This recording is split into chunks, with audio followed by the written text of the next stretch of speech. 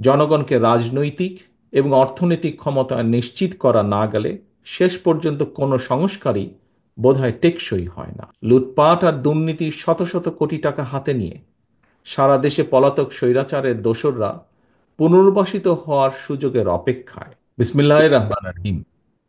আসসালামু আলাইকুম। আমার বাংলাদেশ পার্টি এবি পার্টির পঞ্চম প্রতিষ্ঠা বার্ষিকী উপলক্ষে আয়োজিত আজকের সম্মানিত সভাপতি জনাব মুজিবুর রহমান মঞ্জু, মঞ্চে উপস্থিত এবং আমার সামনে উপস্থিত বিভিন্ন রাজনৈতিক দলের সম্মানিত নেতৃবৃন্দ, উপস্থিত বিভিন্ন শ্রেণী পেশার বিশিষ্ট ব্যক্তিবর্গ এবং উপস্থিত এবি পার্টির সর্বস্তরের নেতা কর্মী সমর্থকদের দলের এই প্রতিষ্ঠা বার্ষিকীতে জানাই আন্তরিক শুভেচ্ছা। প্রিয় উপস্থিতিবৃন্দ, স্বৈরাচার বা ফ্যাসিবাদী শাসন আমলে আত্মপ্রকাশের পর এবি পার্টি আজই প্রথমবারের মতন ফ্যাসিবাদ মুক্ত একটি পরিবেশে প্রতিষ্ঠা বার্ষিকী উদযাপন করছে।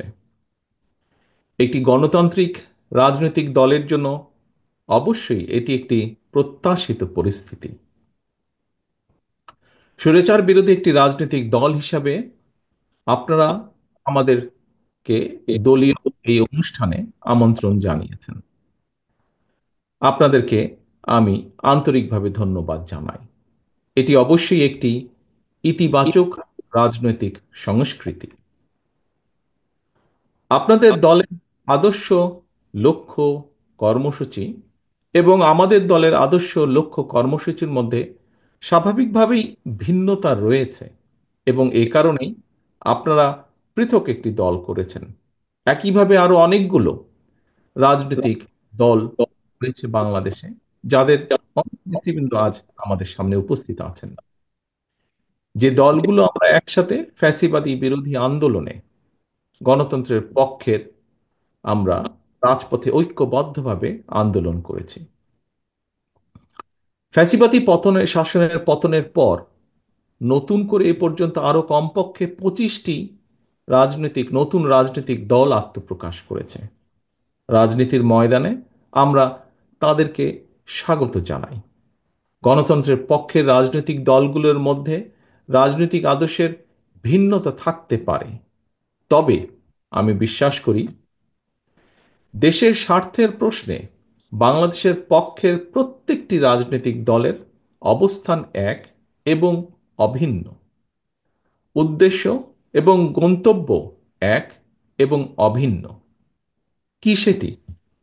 সেটি হচ্ছে দেশের স্বার্থ রক্ষা এবং অবশ্যই জনগণের কল্যাণ সাধন। প্রিয় উপস্থিতিবৃন্দ, তবে যে রাজনৈতিক দলটি গণতান্ত্রিক রাজনৈতিক চরিত্র, গণতন্ত্র হারিয়ে স্বাধীন সার্বভৌম বাংলাদেশে ফ্যাসিবাদী শাসনের জন্ম দিয়েছিল, সংবিধান লঙ্ঘন করে মানুষের গণতান্ত্রিক অধিকার হরণ করেছিল, খুন, গুম, অপহরণ, সন্ত্রাস, দুর্নীতিতে জড়িয়ে পড়েছিল, বাংলাদেশকে একটি তাবেদার রাষ্ট্রে পরিণত করেছিল, বীর জনতার রক্তক্ষয়ী গণ অভ্যুত্থানে তারা দেশ ছেড়ে পালিয়েছে। গণতান্ত্রিক জনগণ দেশের স্বার্থ বিরোধী বিতাড়িত অপশক্তিকে কখনোই মেনে নেবে না, এটি আমাদের দৃঢ় বিশ্বাস। সম্মানিত উপস্থিতি, সংবিধান লঙ্ঘনকারী বিতাড়িত পতিত পলাতক স্বৈরাচার পুনরায় মাথাচাড়া দিয়ে ওঠার চেষ্টা করছে। আমাদের সংবিধানের 65-র 2 অনুচ্ছেদের নির্দেশনা হচ্ছে জনগণের প্রত্যক্ষ ভোটে সদস্য নির্বাচিত হবে। কিন্তু সংবিধান লঙ্ঘন করে এই পলাতক স্বৈরাচার জনগণের ভোট ছাড়াই 3 বার অবৈধ সংসদ সরকার গঠন করে বাংলাদেশের গণতান্ত্রিক জনগণ আজ জানতে চায় সংবিধান লঙ্ঘনের দায় অভিযুক্তদের আগামী দিনের রাজনীতিতে অপ্রাসঙ্গিক করে দিতে অন্তর্বর্তীকালীন সরকার কি পদক্ষেপ গ্রহণ করেছে বা নিয়েছে। ব্লেম গেম দিয়ে দায়িত্ব এড়ানোর কিন্তু কোনো সুযোগ নেই। অন্তর্বর্তীকালীন সরকার পদক্ষেপ নিতে ব্যর্থ হলে আমি দৃঢ়ভাবে বিশ্বাস করি জনগণের ভোটে নির্বাচিত সরকার আগামী দিনে অবশ্যই সংবিধান লঙ্ঘনের দায় অভিযুক্তদের বিরুদ্ধে আইনগত ব্যবস্থা নেবে। পলাতক স্বৈরাচারের বিরুদ্ধে ব্যবস্থা না নিয়ে যারা জাতীয় নির্বাচনের আগে স্থানীয় সরকার নির্বাচনের কথা বলেছেন, তাদেরকে আমি বলতে চাই, লুটপাট আর দুর্নীতির শত শত কোটি টাকা হাতে নিয়ে সারা দেশে পলাতক স্বৈরাচারের দোসররা পুনর্বাসিত হওয়ার সুযোগের অপেক্ষায়। স্থানীয় নির্বাচন পলাতক স্বৈরাচারের জন্য পুনর্বাসিত হওয়ার একটি সুবর্ণ সুযোগ। যারা বলেছেন হয়তোবা তারা এই বিষয়টি বিবেচনা করেননি। আমি অনুরোধ করব বিষয়টিকে এইভাবে বিবেচনা করার জন্য। প্রিয় রাজনৈতিক সহকর্মীবৃন্দ, উপস্থিত প্রিয় ভাই বোনেরা, আমাদের দলীয় আদর্শ ভিন্ন হলেও আমাদের উদ্দেশ্য যেহেতু দেশের স্বার্থ রক্ষা এবং জনগণের কল্যাণ সাধন, সেই বাস্তবতায় একজন রাজনৈতিক সহকর্মী হিসাবে আমার কিছু উপলব্ধি সংক্ষিপ্তভাবে আপনাদের সঙ্গে আমি শেয়ার করতে চাই, বা আপনাদের সামনে আজকের এই সুন্দর মুহূর্তে আমি আপনাদের সামনে উপস্থাপন করতে চাই। প্রিয় সহকর্মীবৃন্দ, লাখো প্রাণের বিনিময় 1971-এর স্বাধীন বাংলাদেশ, 75-এর 7ই নভেম্বরের আধিপত্য বিরোধী তাবেদার মুক্ত বাংলাদেশ, 90-এর স্বৈরাচার বিরোধী বাংলাদেশ এবং 2024-এর ফ্যাসিবাদ বিরোধী বাংলাদেশ। বাংলাদেশের ইতিহাসের এমন প্রতিটি বাঁকে মানুষ কেন অকাতরে জীবন দিয়েছিলেন, কি ছিল এই শহীদদের স্বপ্ন, তারা কেমন বাংলাদেশ চেয়েছিলেন, একজন রাজনৈতিক কর্মী হিসাবে এসব প্রশ্নের জবাব খোঁজার জন্য 54 বছর সময় খুব বোধহয় কম সময় নয়। এজন্যই আমি মনে করি শুধুমাত্র শহীদদের আত্মত্যাগকে শ্রদ্ধার সঙ্গে স্মরণের মধ্য দিই রাজনৈতিক কর্মী বা নেতা হিসেবে আমাদের দায়িত্ব বোধহয় শেষ হয়ে যায় না। শহীদদের স্বপ্নের বাংলাদেশ প্রতিষ্ঠার মাধ্যমেই কেবল আমরা তাদের সুমহান আত্মত্যাগের প্রতিদান দেওয়ার চেষ্টা আমরা করতে পারি।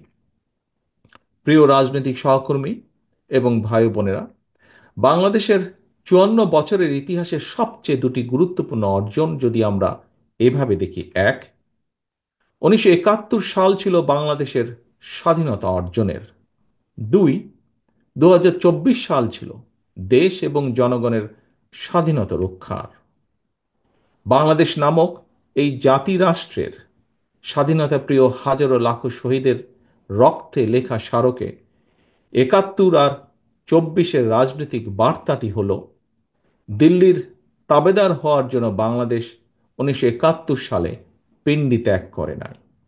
1975 সালের 7ই নভেম্বরের দেশের সিপাহী জনতাও এই বার্তাটি দিয়েছিল। গণতন্ত্রকামী জনগণের স্বাধীনতার বার্তা উপেক্ষা করে পতিত পলাতক স্বৈরাচার দীর্ঘ 1.5 দশক স্বাধীন বাংলাদেশকে তাবেদার রাষ্ট্রে পরিণত করেছিল। ভবিষ্যতে যাতে আর কেউ কখনো বাংলাদেশকে তাবেদার রাষ্ট্রে পরিণত করার দুঃসাহস না দেখায়, পরাজিত তাবেদার অপশক্তি তাদের দোসররা আর যেন মাথা ছাড়া দিয়ে উঠতে না পারে, সেটিই হোক বাংলাদেশের আজ এবং আগামী দিনের রাজনৈতিক বন্দোবস্ত।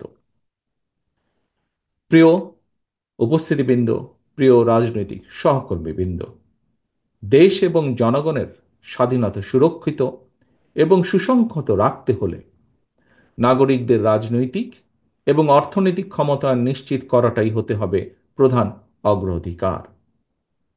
জনগণের রাজনৈতিক ক্ষমতায়নের অন্যতম পূর্ব শর্ত হচ্ছে স্বাধীনভাবে প্রতিটি নাগরিকের স্বাধীনভাবে ভোট প্রয়োগের নিশ্চয়তা বিধান।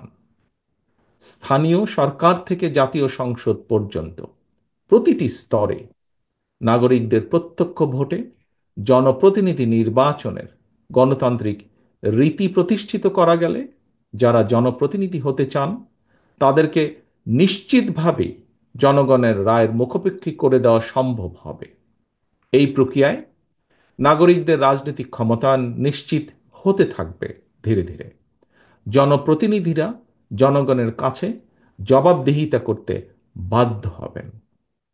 কারণ আমাদের মনে রাখা প্রয়োজন মনে হয়, কিতাবি কিংবা পুঁথিগত সংস্কার দিয়ে স্বৈরাচার বা ফ্যাসিবাদ ঠেকানো যায় না। সংবিধান বা আইন না মানের কারণেই মানুষ ফ্যাসিবাদী হয়ে ওঠে। জনগণকে রাজনৈতিক এবং অর্থনৈতিক ক্ষমতা নিশ্চিত করা না গেলে শেষ পর্যন্ত কোনো সংস্কারই বোধহয় টেকসই হয় না।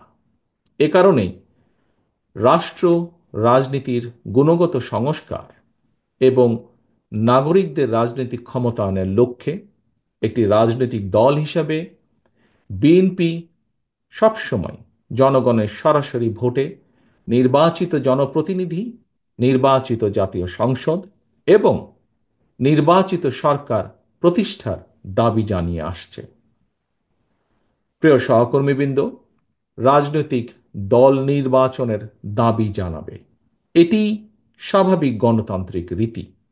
অথচ আমরা খেয়াল করছি গত কিছুদিন ধরে অত্যন্ত সুকৌশলে দেশে এমন একটি আবহাওয়া তৈরির অপচেষ্টা চলছে, যেখানে নির্বাচন অনুষ্ঠানের দাবি করাটাই যেন একটি অপরাধ। জাতীয় নির্বাচন অনুষ্ঠান নিয়ে অবজ্ঞাসূচক বক্তব্য, মন্তব্য কিন্তু পলাতক স্বৈরাচারকেই আনন্দ দেয়। অপরপক্ষে এটি গণতান্ত্রিকামী জনগণের জন্য কিন্তু অপমানজনক। রাষ্ট্র রাজনীতি মেরামতের জন্য সংস্কারের কর্মযজ্ঞ চলছে। তবে চলমান সংস্কার যদি রাজনৈতিক দলগুলোর নির্বাচন অনুষ্ঠানের দাবিকে অবজ্ঞা করতে হয়, প্রলুব্ধ করে, তাহলে সংস্কারের তাৎপর্যটা কি? এটি বহু মানুষের প্রশ্ন আজ। দেশের প্রতিটি রাজনৈতিক দল সংস্কারের পক্ষে। তারপরেও সংস্কার নিয়ে অন্তর্বর্তীকালীন সরকার কেন এত সময় ক্ষেপণ করছেন, এ নিয়েও জনগণের মনে ধীরে ধীরে প্রশ্ন বেড়েই চলেছে। উপস্থিত প্রিয় রাজনৈতিক সহকর্মীবৃন্দ, প্রিয় ভাই ও বোনেরা, রাজনৈতিক দলগুলোকে অবজ্ঞা এবং জনগণের রায়কে অবহেলা করে বিরাজনীতিকরণকে উৎসাহিত করা হলে সেটি শেষ পর্যন্ত গণতন্ত্রকেই ঝুঁকির মধ্যে কিন্তু ফেলে দেবে। অন্তর্বর্তীকালীন সরকারের প্রতি আবারও আজ এই অনুষ্ঠানের মাধ্যমে আহ্বান জানিয়ে বলতে চাই, সুনির্দিষ্টভাবে জাতীয় নির্বাচনের রোডম্যাপ ঘোষণা করুন। রাজনৈতিক দলগুলোকে, প্রিয় সহকর্মীবৃন্দ, দয়া করে এই কথাটি শোনার জন্য আপনাদেরকে আমি অনুরোধ করব বিশেষভাবে, রাজনৈতিক দলগুলোকে জনগণের আদালতের মুখোমুখি করার উদ্যোগ গ্রহণ করতে হবে এবং এই উদ্যোগ গ্রহণ করতে হবে বর্তমান অন্তর্বর্তীকালীন সরকারকে। জনগণের ভোটের মাধ্যমে জনগণের কাছে জবাবদিহিমূলক সংসদ সরকার গঠিত হলে দেশের স্বাধীনতা, সার্বভৌমত্ব সুসংহত থাকবে। রাজনৈতিক চর্চার মাধ্যমে সরকার গঠন এবং পরিবর্তনে জনগণ এবং রাজনৈতিক দলগুলো অভ্যস্ত হয়ে উঠলে আমি একজন রাজনৈতিক কর্মী হিসাবে দৃঢ়ভাবে বিশ্বাস করি, বাংলাদেশকে আর কেউ তাবেদার রাষ্ট্রে পরিণত করে রাখতে সক্ষম হবে না, ইনশাআল্লাহ। প্রিয় সহকর্মীবৃন্দ, আজকের সম্মানিত সভাপতি, এতক্ষণ আমাকে সময় দেওয়ার জন্য এবং আজকের এই প্রতিষ্ঠা বার্ষিকীর এই অনুষ্ঠানে আমাকে বক্তব্য রাখার সুযোগ দানের জন্য আমি আমার দলের পক্ষ থেকে আবারও আপনাদেরকে আন্তরিক শুভেচ্ছা এবং আজকের এই আপনাদের প্রতিষ্ঠা বার্ষিকী আমার বাংলাদেশ পার্টির প্রতিষ্ঠা বার্ষিকীর আন্তরিক সাফল্য কামনা করে আমার বক্তব্য শেষ করছি। আল্লাহ হাফেজ। বাংলাদেশ জিন্দাবাদ। বাংলাদেশ জাতীয়তাবাদী দল জিন্দাবাদ। ধন্যবাদ।